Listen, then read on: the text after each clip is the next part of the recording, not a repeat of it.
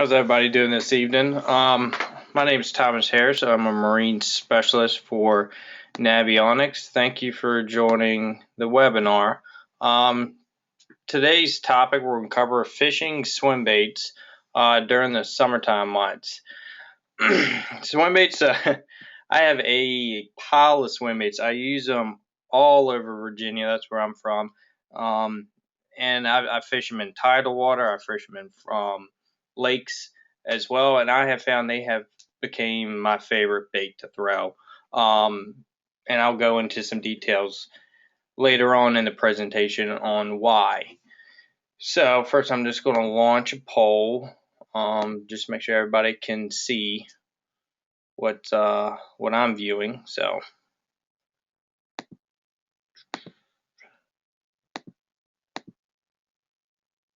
alrighty. So we'll go ahead and kick it off. Alrighty, so why throw a swim bait?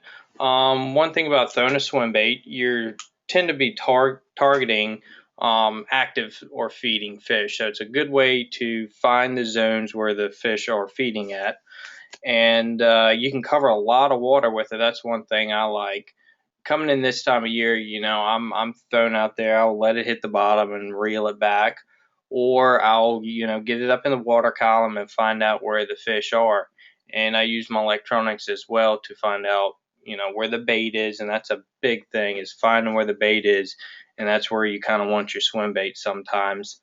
Swim baits are excellent all year round. Wintertime is classic swim baits, as Casey Ashley won the Bassmasters Classic, and there has been 3 major tournaments won this year on a swim bait.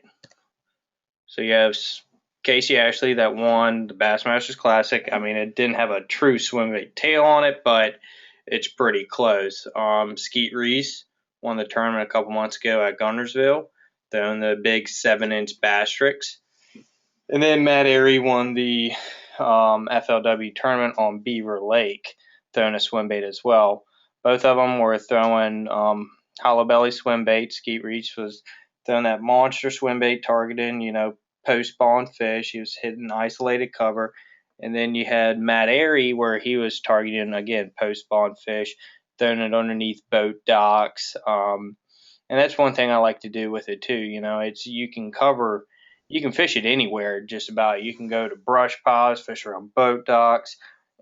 If there's a fish underneath a boat dock or suspended underneath a boat dock, you could probably catch it on a swim bait. So the big thing about, fishing a swim bait this time of year is kind of matching what kind of prey is in your area. So if you go to somewhere and there's, a lake and has a lot of blueback herring, of course, you want to go to a color that represents the blueback herring a lot, as well as gizzard shad. I know all across the country, bait fish they may be different, so you have to change your, the color of your swim bait according to where you go. Bluegills, they're just about all across the country, so always a bluegill swim bait will look good underneath docks. Also, I found, when fish are spawning, I fish a bluegill bait through the bed, a swim bait, and I just throw it in the bed, reel it through, and I just keep doing that to piss them off. And then finally, I'll just let it set and they chomp it. One of the things I like to look for when, I'm throwing a swim bait, I'm looking for a windy area typically. Seems to have more productive fish, more active fish. Same with like the morning time. I'll start out, I'll throw top water, but I always have a swim bait tied on for schooling fish. A lot of times they come up busting, they go back down, and a swim bait it's easy to kind of fire up the school again, and kind of find what depth they're at. Picking a swim bait for the summertime can be challenging. If you go on Tackle Warehouse and look underneath their swim baits, they have about 1,000,000 different swim baits. There's so many companies out there that make good swim baits. It's hard to put the nail on the head on which the best one out there. I mean, You know, I might like one swim bait, but you know, somebody else might think it's garbage. But I mean, it's just finding one that you have confidence is the big thing, and fishing that. You got glide baits, you got line throughs, you got hard swim baits, soft swim baits, hollow bellies. There's so many different types of swim baits that you can pick. Um, Going with like a glide swim bait or a hard swim bait, I tend to like to go with those in clear water. You know, pretty clear water. That seems like they work the best, especially the glide baits. Fish can see them from a long way away. You know, California is known for their swim bait. That's the swim bait capital of the world, basically. And those guys throw a lot of huge swim baits that represent trouts and all kinds of stuff. And so if you're out that way, you know, glide baits tend to do very well. Um, but if you get into a little bit stained water, you know, a lot of reservoirs, like Gunnersville and Chickamauga, Kentucky Lake, places like that where you tend to fish a swim bait, um, you know, deep water off ledges this time of year.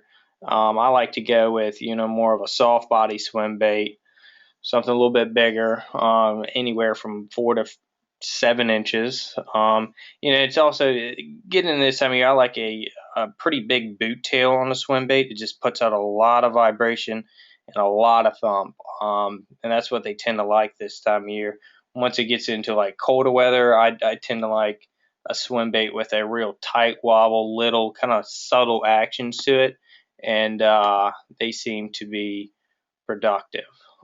So I'm going to go ahead and launch this poll and see, make sure everybody can view my screen.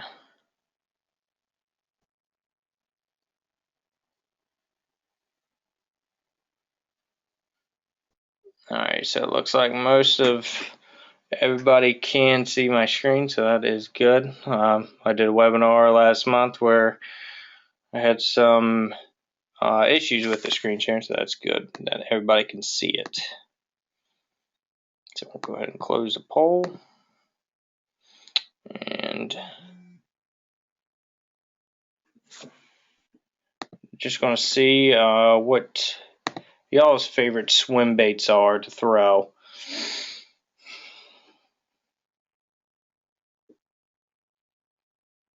Swim baits can get pretty pricey once you get into the glide swim baits. I was looking at those, the Gan Crafts and stuff like that. They're 60, 70 bucks a pop. But they work good though. Alright, so most everybody's fishing a soft body swim bait. So that's good. That's one of my favorite ones to fish as well. Alrighty, so I typically like going with a fishing deeper water this time of year. I like to go with a single hook. You just get better penetration. Fishing deeper water, and then if I go shallow, I like to just normally do a Texas rig swim bait. You know, the Reaction Innovations or the Gambler Big Easies, and then I'll do a belly weight on them as well. Typically, like a belly weight swim bait will have more of a side to side wobble. So you get a little bit more action with a belly weight swim bait if you go with that versus, you know, if you do a Texas rig swim bait. But to the next one. So choosing the right equipment for the rod, for the swim bait. Typically, bigger the swim bait, heavier the rod. You know, 7 foot is it's a pretty long rod, but if you get into those heavy swim baits, that way, you know, ounce to 3 ounces, you know, I like to go with a 7-Eleven. Also, if you're fishing open water, I tend to like to go with anything 7.6 to a 7-Eleven and just get further cast on it. If you're sitting there, you know, fishing around docks, stuff like that, of course, you want a little bit shorter action rod. If you get into, you know, the smaller swim baits, the 3.5-inch size, stuff like that, I typically like to fish them on a 7-foot rod, something a little bit more limber. And, you know, it depends on the size of how heavy the gauge of the hook you're using, Heavier the gauge, heavier the rod. And then, of course, lighter the gauge, lighter the rod. I started fishing a Cashin 7.6 swimbait rod. It has a 15-inch handle on it. It's a really long handle, which I like a long handle because it kind of, you can tuck it up next to you, next to your side, and when something hits it, you can drill it home. And a lot of times when I'm fishing a swimbait in deep water, I'll set the hook, initially right when it hits, but throughout the, fighting the fish, I'll drill it, 2 or 3 more times just to make sure that hook's in there. If the fish is coming up out of 30 feet of water or something like that, you're going to have a little bit of stretch in your line. So you just want to make sure that that hook is penetrated through their mouth pretty good. Reel choices. I have swim baits on every single gear ratio. It all depends where I'm going and what swim bait I'm throwing. So with a lot of the line through swim baits, if I throw them this year during the summer months, I go with a 5-to-4 gear ratio. You really have to reel them slow to get a good action. So I was like fishing Smith Mountain, and I had a line through swim bait on a 6-to-4, and it would turn the swim bait sideways. So I had to go back to a 5-to-4 and just creep it along next to the docks, and they would come out and swallow it. If I'm fishing a little bit deeper water off of ledges, stuff like that, I go with a 6-to-4 1 gear ratio. It allows me to keep up with the fish and vary my retrieve on the depth I'm fishing. So if I'm, want to hit the bottom at 20 something feet, but then I start seeing a lot of bait and fish present in 15 feet, it allows me to keep that swim bait in that strike zone a little bit longer. And then if I go to tidal water this time of year fishing a swim bait, I go to a 7-1 gear ratio reel, and I'm typically fishing it like a horny toad or a frog, just throwing it out in the pads or grass and booking it back. And it's a good way to find, like I said before, the active fish, but the feeding zones the fish are using. Line wise, I'm 100% fluorocarbon all the way. 15 to 20 pound tests. It all depends on how big of a weight it is and how deep you're fishing. Of course, a little bit deeper water, I like to go with a 17 or 20 pound test. But if I'm fishing shallow boat docks with swim baits, or, let's say a 3/8 or a 1/4 ounce swim bait, I'll go to 15 pound tests. And then once I go to braid, I'll be fishing around vegetation. So I typically on swim baits and around grass, stuff like that, I'm going braid. Alrighty, so once you get into fishing lakes during the summer months with swim baits, it can get fun. You have to do your homework on some places if you haven't been there. The fish are moving out deeper. They're post spawn. They're heading out to their main summertime patterns, holes, stuff like that. And I mean, it all depends where you're at. Every lake is laid out a different way. You know, Midwest, stuff like that, you typically got a main river channel running through it. It's deeper. There are a lot of ledge lakes. And then, East Coast has a lot of just reservoirs where it doesn't really have the ledges. But stuff to look for this time of year, if you're looking to go out there and target catching fish on a swim bait, is channel swings, drop-offs, shoals, shell beds, current breaks, docks, brush piles. All that stuff holds fish. It's just building confidence in the swim bait and throwing it. If you're out at Chickamauga right now, channel swings and drop-offs right off the main river channel, that's how they were catching them in the FLW. And it's all about finding that sweet spot. A lot of times the fish group up this time of year. They're out in deeper water, and you got to fire them up. And guys will use, crankbaits, swim baits, or big spoons to fire those fish up. But one thing I have found is anytime I'm fishing a swim bait in, a lake or something like that, my main concern is that water is, if they're pulling water and when they're going to be pulling it, because that's going to generate them fish to start feeding. And when they start feeding, they're going to the table, their dinner table, and chomping. So it's just finding those locations that the fish are using to feed on, and using your Navionics web app or the card in the unit will help you tremendously in finding those areas. Current breaks is a big thing. Is something that's blocking that current. Those fish can sit behind. If it's a drop off or a little bitty hump in the middle of the river channel, those fish will be using that, and that can be very, very productive in fishing a swim bait. Locating a hard bottom is very key too.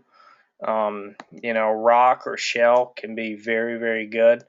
Typically, I don't do much on just a flat, do nothing bottom. So there, I need some kind of definition. If it's transition from a hard to a soft bottom, a lot of times they'll be right there. So I'll show you some of the stuff you can do on the Navionics app if you're out there fishing. Just set it up. All right.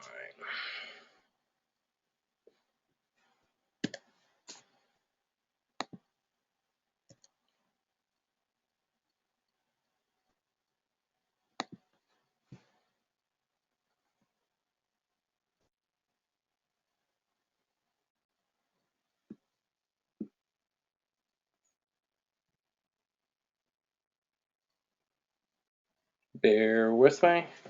Almost there.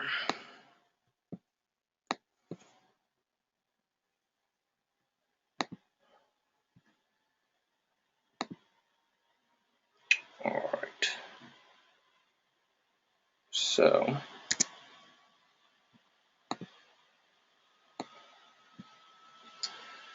some of the stuff you can use, fishing ledges and rivers this time of year is the app.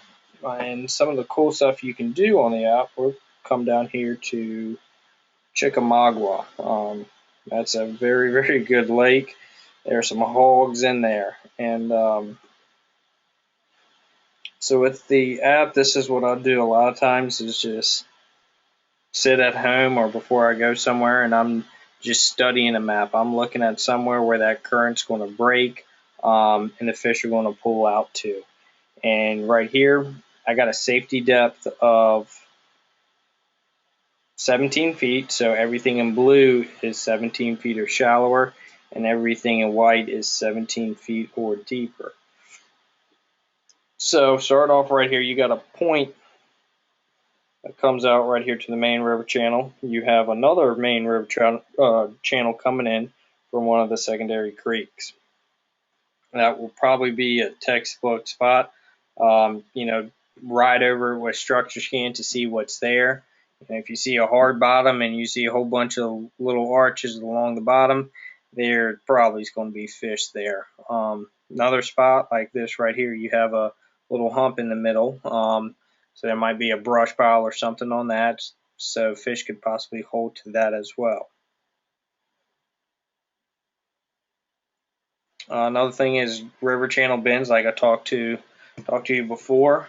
So you got the main river channel right here, and you can see it takes a turn, and then you have a creek mouth. So fish are probably going to be sitting right on the mouth of that creek, out in a little bit deeper water. And when they want to feed, they're going to move up onto that flat and start biting. So, it's finding out what type of baits pronounce in the lake and picking a swim bait that looks closest to it.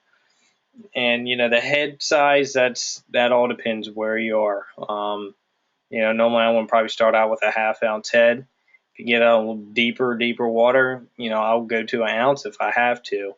And with that, a lot of times I'll throw it out there and I'll let it hit the bottom, and I'll stroke it like a jig. It's just take it and pop it up 2 times and let it go back to the bottom, and then just keep doing that. And that will create a reaction strike pretty quick. If you're reeling along, you're not getting bit try stroking the swim bait. And I found the big hammer swim bait. That's just one of many that has that pretty big boot tail that puts out a lot of vibration. Found that swim bait's good for stroking. Again, you got another shoal right here, and it's going to drop off to deep water.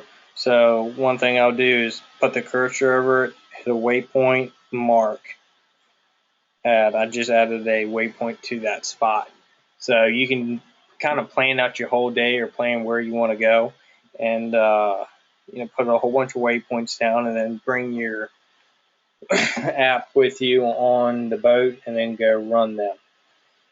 I have a buddy, he's heading out to Kentucky Lake right now to fish, and he was telling me how important his Navionics app was. He's been studying it for about 6 months now, and you can really get advantage over other people if they don't use this kind of technology, because you can find the sweet spots in certain areas, as well as have the freshest information. Another thing you can do that I like to focus on this time of year, I'll come here to the map options, and I turn the fishing mode on. Once I do that, you have a fishing range. So let's say I want to concentrate between a certain depth range. We'll plug it in 22 to 28 feet. What that's going to do is going to highlight everything in white between that depth range. So you can really fine tune your pattern and how deep the fish are going to be, and plug it in here and see whatever spots that you want to fish, if it has the right range to it. Again, I like it because you can find those steeper drops using the fishing mode. You can see this area right here, that's a flatter bottom, but you get out here and it's a more sharper drop because the contours are closer together. So I like a sharper drop while fishing a swim bait.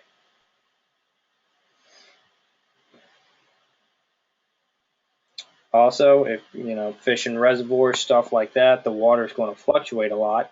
So you have a water level feature here you can program. So if the water level comes down 7 feet, you can put -7 in there, and the map will adjust to that as well. So everything you're looking at is -7 feet. So it's like I said, you can find the sweet spots. Of course, you have this road bed running right down here, so you can find areas where road beds are running across. So it's using the app or the web app. Well, it will help you a lot catching fish this time of year.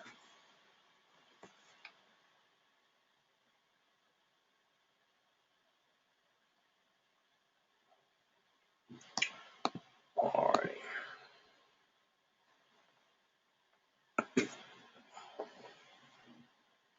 Let me go ahead and I want to launch another poll.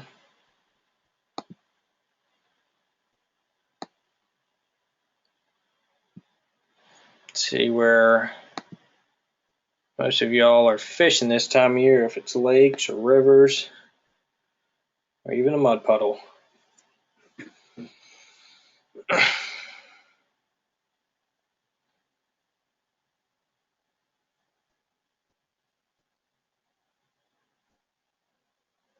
All right, look like a majority are fishing lakes.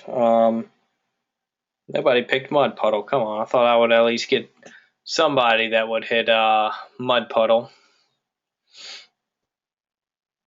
Go ahead and close this.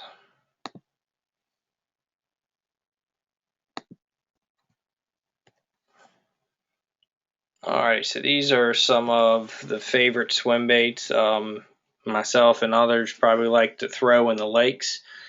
Anywhere I go, I have a fish head spin tied on with the swim bait. I typically don't put a fluke on the back. I do during the winter time, but summertime I'll put a bass strix on the back, or the robo worms, the swim bait. I like those a lot. They have good action. Typically in a 1/2 ounce head. and I'll fish that in the morning time as well, throughout the day. But it's a good way to catch some of the schooling fish that come up and then go back down.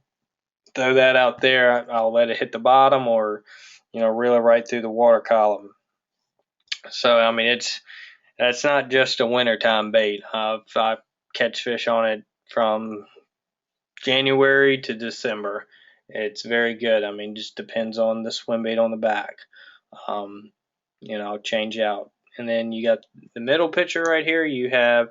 That's the big hammer swim bait, hand poured swim bait, and it's very, very good. It has a big paddle tail on it, so it puts out a lot of vibration. Like I said, I like to stroke that swim bait this time of year off the bottom and let it fall back down. I'll throw 17 or 20 pound tests on it with 6-to-4-1 gear ratio reel. And then you have the line through swim bait. I typically go with the line through swim baits this time of year if the water's very clear. Also, fishing boat docks is typically when I like to do a line through swim bait. It doesn't sink as fast as one of these two swim baits. I can keep it up top as well as let it go down however many feet I want to. So it's it's a good swim bait to fish around docks or shallow water. I'll stay shallow this time of year as well and throw a swim bait. Just go down the bank, and a lot of times fish post spawn. They might cruise.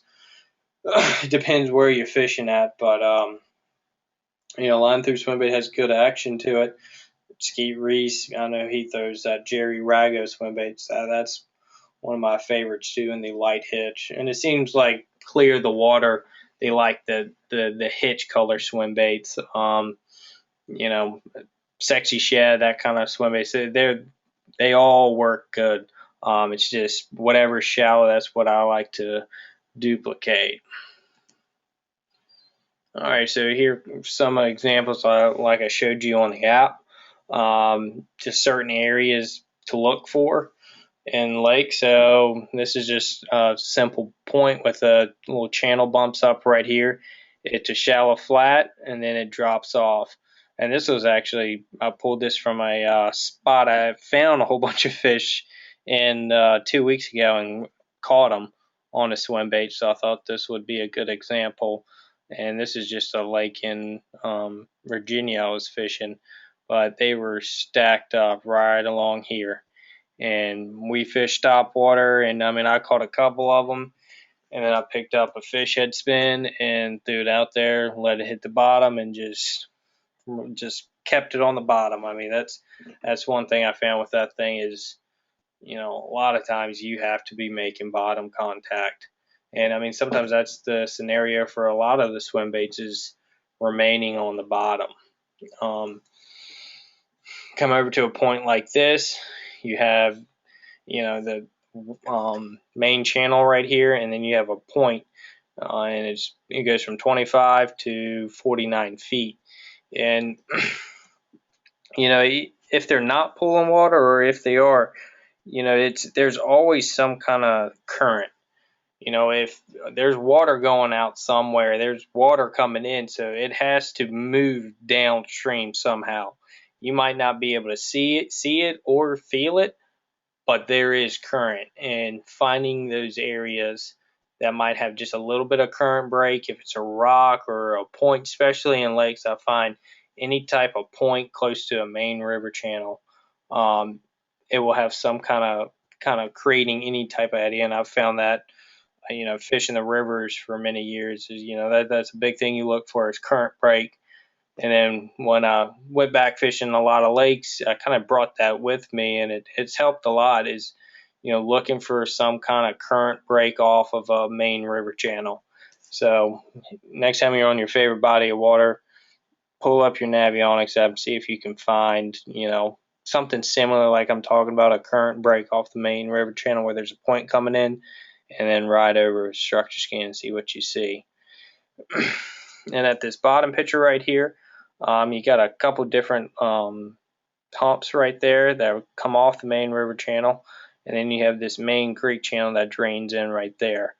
Of course, anytime you have a creek channel that drains in, that's going to bring bait. It's just going to be a highway. That's what I any main river channel is a highway for fish, or even any creek channel. That's their roads, is going through the channel. So finding anything with a bend in it or something different can be productive. And then you get over to fishing docks. It's just finding the right docks. Unfortunately, if you go somewhere that has a lot of docks, you have to fish a lot of them to catch fish.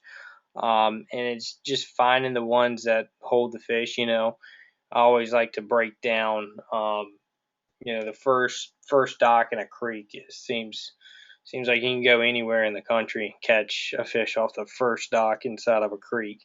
I mean, it's catching fish coming out and in, and it's just finding the depth the dock's located in.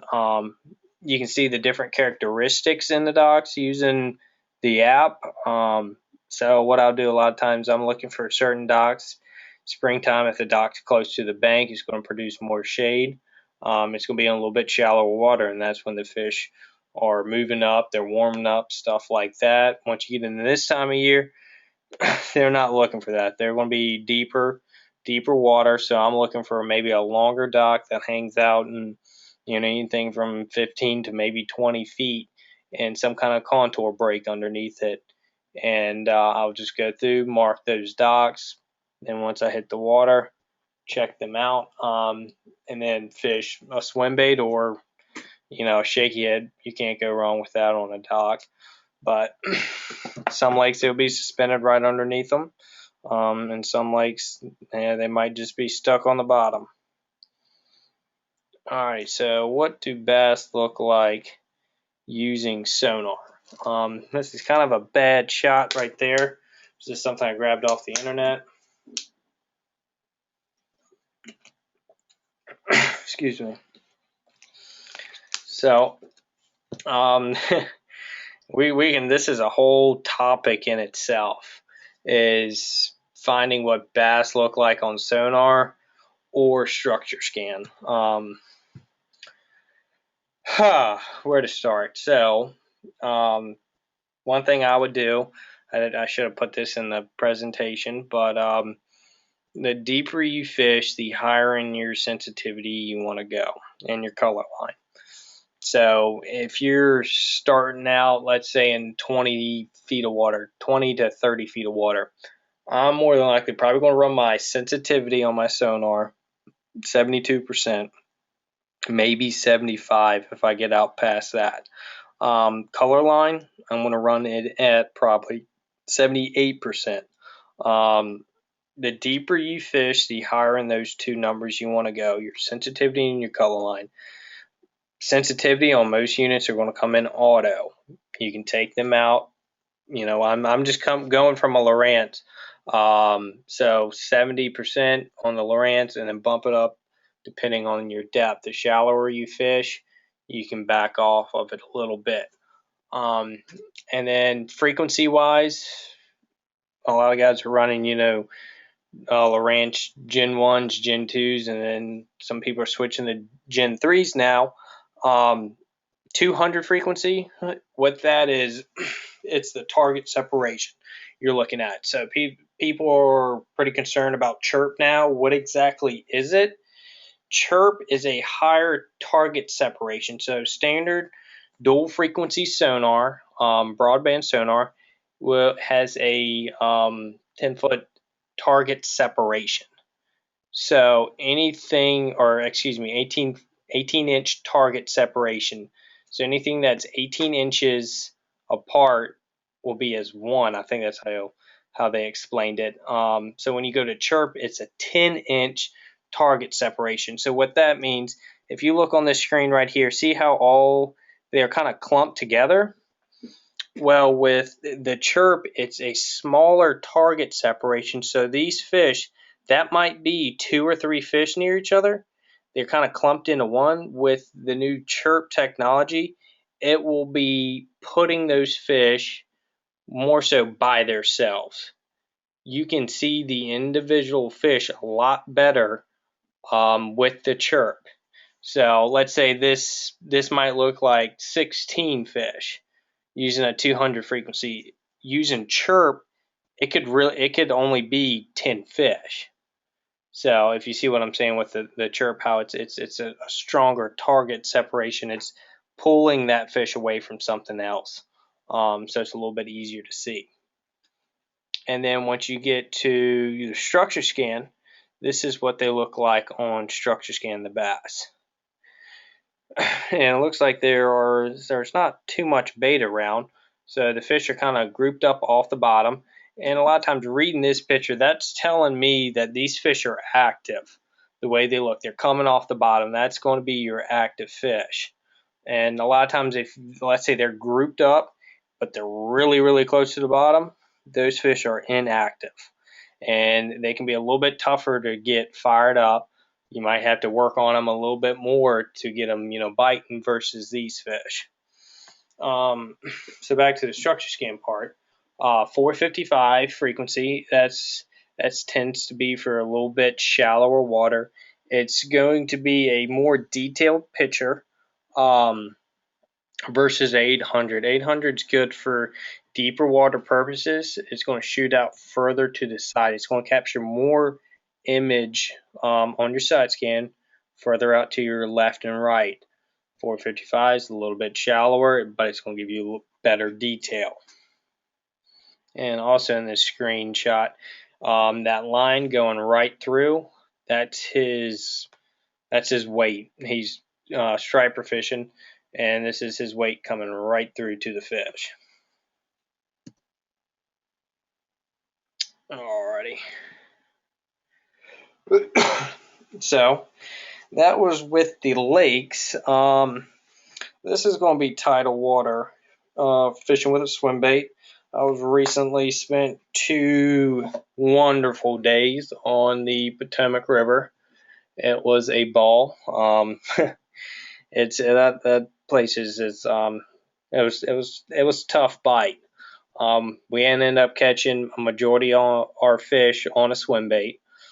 I was throwing a reaction innovation skinny dipper, sun gill color.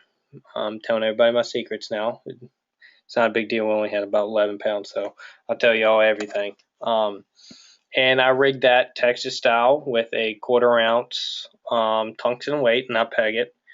And I was fishing it over top the grass and also fishing it in the grass. And I got a pile of swim baits, a lot of soft body swim baits for fishing tidal water, because I can cover such a long stretch of grass. I can cover a large area fishing a swim bait. I'm targeting those fish that want to bite, and they typically are a little bit better fish. I fish around lily pads and grass. They're both very productive. And again, it's finding what type of fish are feeding in the grass. There's always bluegill in grass or lily pads, so that's always a good color to go with. Also, when the ring perch or white perch get in the grass, I tend to like to go, with a white colored swim bait or kind of a ghost color. And it's, again, finding those areas. And I find fishing grass and lily pads, when you catch, let's say, 1 3-pounder or 2 3-pounders out of the same grass, there's more fish there. There's same size fish there, and they seem to be grouped up a little bit, closer together. So, and of course, outgoing tide is normally ideal for swim baits, drawing those fish out. It's putting them on the edges, and it's putting the bait coming right down the edges. So, fishing a swim bait representing the bait can be very good. So, what to look for in areas is anything that has a point or wherever there's some kind of change in the grass or the pads is typically where the fish are going to be. You can fish a long stretch of grass or lily pads, and you might not catch anything till you get to the very end. So anytime you see a point of grass or lily pads or creek mouth, tends to be the productive zone, again, because it's it's a contour change, and it's drawing all the fish, all the bait fish across that point to get out, or it's just a better ambush position. So next time you're fishing any type of river and want to throw a swim bait, go to the closest creek mouth or any type of point where you see grass and throw a skinny dipper. So these are a couple different rigs that I'll do fishing grass.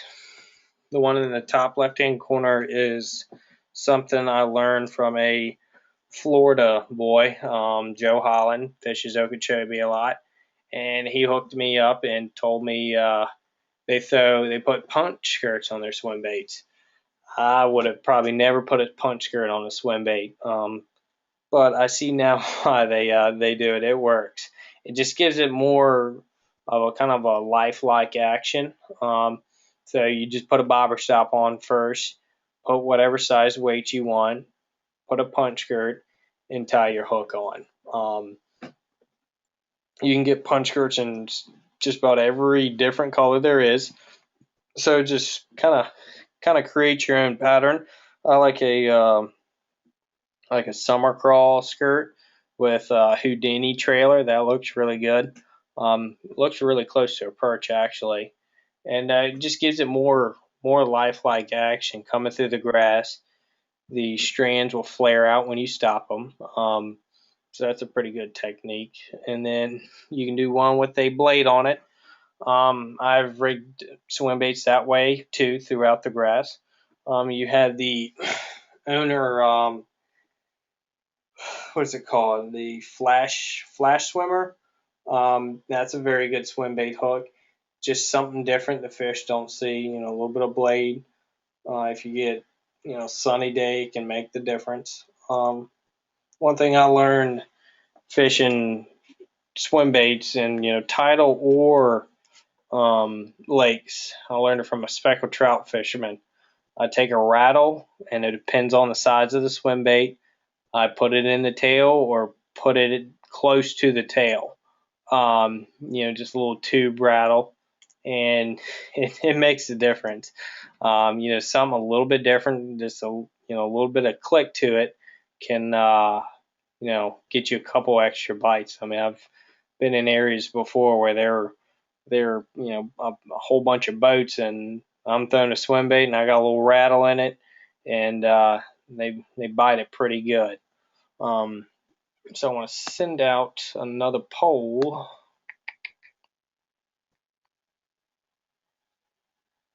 I'm running out of polls here. We'll launch this one.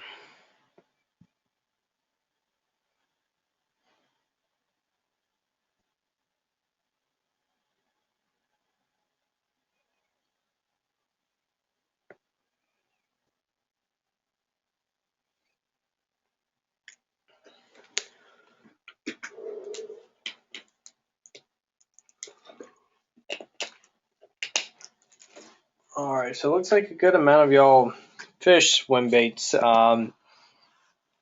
time of year. I mean, it's a very, very broad topic. So I kind of just skimmed over some of the basics. I mean, you can never know too much. I'm sure there are plenty of y'all out there that have some very, very good tips and techniques that I might not know. So I mean, it's swim bait fishing is fun. It produces big fish. That's what I like about it. Normally, the fish you catch, they're chunks. As the saying goes, big bait, big fish, and swim baits can get you that 5+ pound kicker you need in tournaments. So I think that was all my questions I have. If anybody has any questions, looks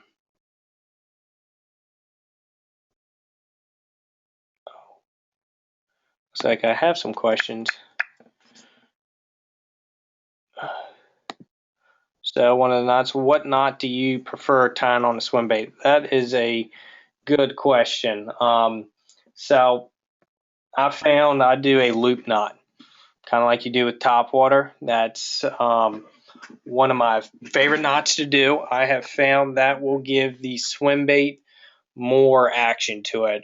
I've tested both of them, done like a Palomar knot or another knot, and then done one with a loop. And it seems like I get more action, and you can actually feel a little bit more out of the swim bait. So try a loop knot. That can be very good. Alrighty, so is there a difference with the type of blade? Um, you got with the fish head spins, you got a 2 blade or a 1 blade. I fished that Buckeye swim bait. I've actually done pretty well on it, but I found the blades come off. I typically go with just standard fish head spin swim bait, but I mean a swim bait head. But I normally run I think a 3. A number 3 I like to run this time of year. Once it gets a little bit colder, I downsize, go to I believe a size number 2 on it. Just a little bit subtler action, keeps it along the bottom. Let's see what else we got. So this webinar will be recorded, and I will post it. It will be through a follow-up email as well.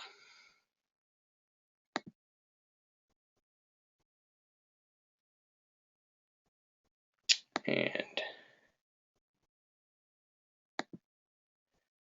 I will try answering all y'all's questions. It's a little hard to multitask, so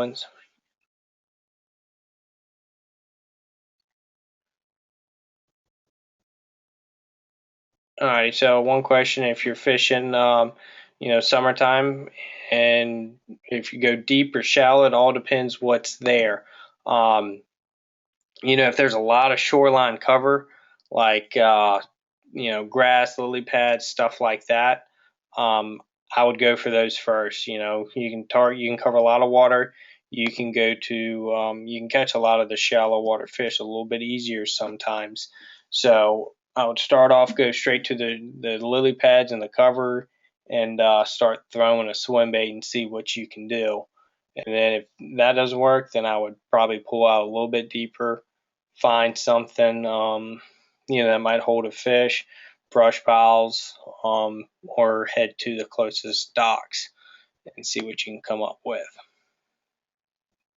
So let me try to send out another one. If I see some people might have a hard time hearing me, and that's unfortunately I've been trying my best, and it's the GoToWebinar. That's what we're using. Sometimes there's glitches in the software while I'm talking. I do have a thunderstorm approaching, so hopefully I won't lose you.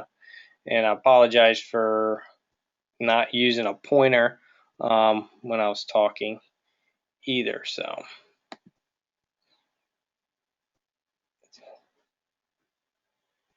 all right. So smallmouth fishing for swim baits.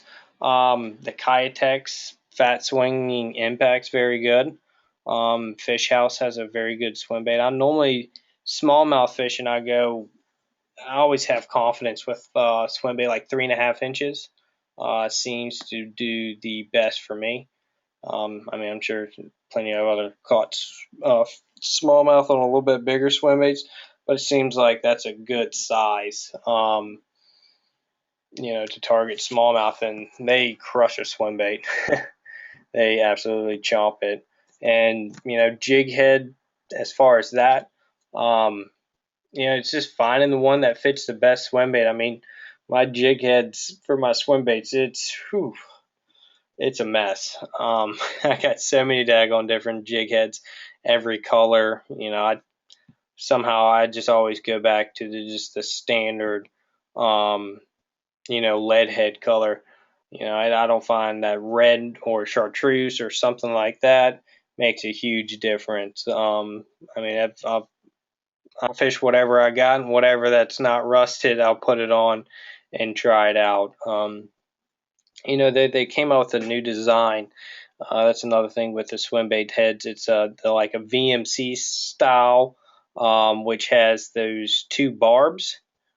Huge fan of those. Those are awesome. Um, and it just holds the swim bait very, very good. The only downfall to it is when it tears it tears up the whole thing. So you better have it on there just right. If not, it might rip a little bit. Another thing, put a little touch of super glue right on the head when you push it up, and that'll just keep the swim bait on there a little bit better. And then also I'll super glue the eyes if they might pop off, which they will probably. It's like I said, swim baits. There's so many different things you can do. Um, how do you set the hook when you feel a fish bite? I like to do a sideways sweep. Um, I typically, when I'm fishing a swim bait, I have the rod in the down position. It's facing the water. And I'm just reeling real slow. When they hit, I step into them. I give them a good hook set. Um, if it depends on the how heavy of a swim bait I'm throwing. Um, I might go to a medium heavy rod, something I can feel that bite. Not necessarily I'm going to go with the Alabama rig rod every time I fish a swim bait, but I like to be able to feel that bite, something a rod that will give just a little bit, not too stiff where it might the pull the bait away from them. So that's a good question.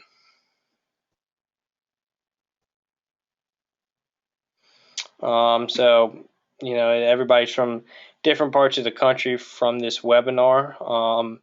So if you're Midwest territory and you plan on fishing a swim bait, I would probably start off some easy, maybe local tackle shops this time of year. Shadowlicious, striking Shadowlicious. You can't go wrong with them. That's always a good running swim bait. And I would probably just match it up, half-ounce head with it too. And I think those Strike King heads too come in, everything from an eighth to a half ounce with a 4/0 hook or a 5/0 hook. So it's a good fit for that. And then, like I was telling y'all before, you can stroke it or swim it. But it's more so just finding the right areas to throw it. Seems to be the ticket. So how do you determine which one to throw, a exposed or one buried inside the plastic? So if I'm fishing open water, I will fish an exposed jig head. If I plan on going and fishing brush piles or vegetation or want to skip something underneath a dock, that's when I'll go with one buried inside the plastic. A belly weight swim bait hook is very good. You get a lot of good action out of swim bait when you do a belly weight hook. The only problem is with that, the reason I don't fish it in deeper water, because it takes forever for it to get to the bottom. It's just, typically they run the size of the hook is normally good, but it's the weight. You do have some swim baits in a half-ounce belly weight, but it takes a long time for that swim bait to go down because it wants to fall, just all the way down with a jig head. The nose is going to bring it down and it's going to go straight to the bottom. So if you're out in deeper water, I would go with the exposed. Shallow water, I would go with a belly weight swim bait hook.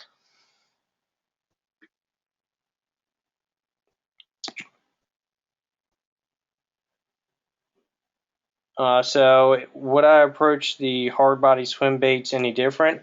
Um, no, not really. I mean, it's again with that. I mean, the paint jobs are incredible on them.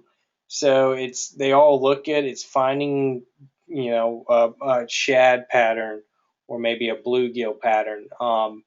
and you have floating, slow sinking, and then sinking fast. I typically like a slow sinking. With that swimbait, you can cover all parts of the water column. You have some of the live target swimbaits. Those are pretty generic. You find them just about anywhere. Um, and then you can get into like the mega bass and the can crafts, stuff like those hard body swim baits, the spros, the bull shads. I got a bull shad that I fell in love with. That's an awesome swim bait. Mat lures is another good one. But I would just find where you think you're going to be throwing it and determine what weight would work the best for you. If you're fishing, a place that's pretty shallow, I would more than likely probably go with a bluegill pattern. But if you plan on fishing somewhere pretty deep, I would go with, a trout pattern or something like that. Swim bait's good at night. Yes, they are. I'll go with something a little bit darker silhouette, maybe a black colored swim bait. There's always, typically fish are going to be feeding at night. With a swim bait, you can cover all parts of the water column with it. You can wake it on top, or you can, let it sink halfway and start swimming it there. So swim baits I've caught. I don't do a lot of night fishing, but I've done it in the past, and they tend to eat it, especially clear lakes.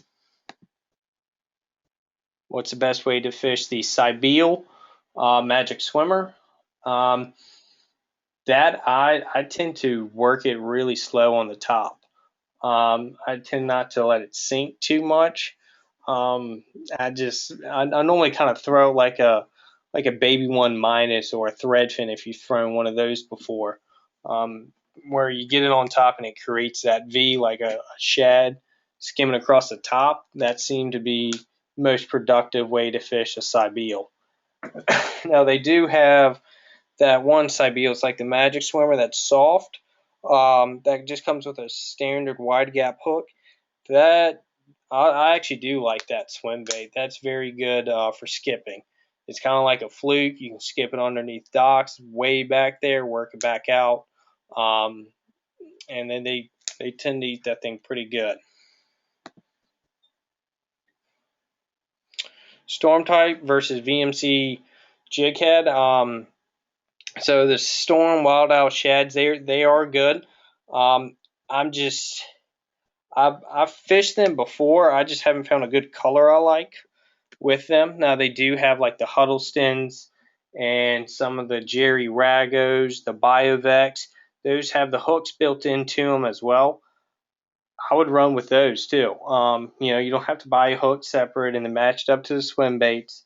The color patterns in the Biovex and the ones I just listed, those are very, very good. The hooks tend to be Mustang or Gamakatsu.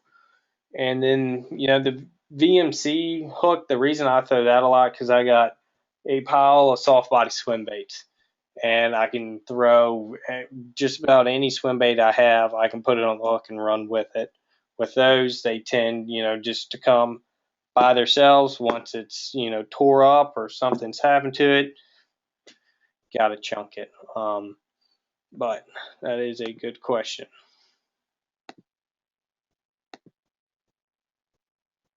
And if anybody else has any more questions, feel free to email me. My email will be in the follow-up email, tharris@navionics.com. And we are winding down. Got 1 minute left to this webinar's over. I appreciate everybody for joining this webinar. I appreciate the questions.